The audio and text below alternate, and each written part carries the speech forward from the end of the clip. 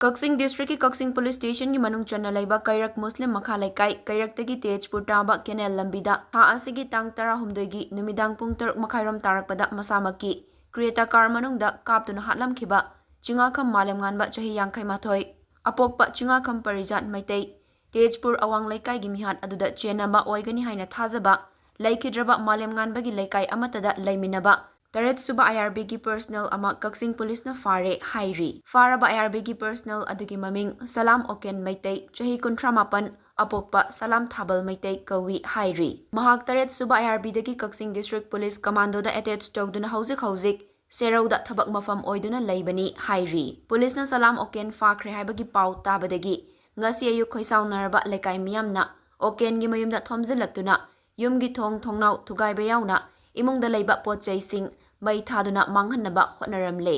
adumoinamak Kakching District Police amadi commando gi masing yamlaba team singna matam chana changsinduna miyamgi irang adu matam chana control tahobadagi chauna mangata di thokhaudre hauzik fawbagi oina malem nganbagi mihat adu karigidamak kamdawna chathakibano haiba adumakti khangba ngamdri amasung mihat adu Oken masamakna chathakibra kana chenare bagi haiba adusu hauzik fawbagi oinadi khangba ngamdri adumak pu mihat adu Oken na chathakibra karigidamak malem nganbabu hatkibano haiba adu khangba ngamnanaba makha taba thijin humjinabagi damak Kakching police na CJM Thoubal da puthoklaba matungda police custody da remand lautharaba yai hairi